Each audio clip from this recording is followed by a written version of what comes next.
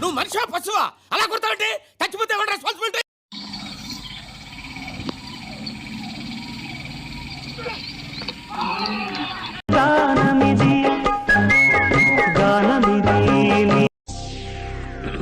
Hi, నా performance మీకు నచ్చినట్టయితే స్మాల్ బాస్ అని స్పేస్ ఇచ్చి పద్మశ్రీ PADMASRI అని టైప్ చేసి 5555 SMS చేయండి.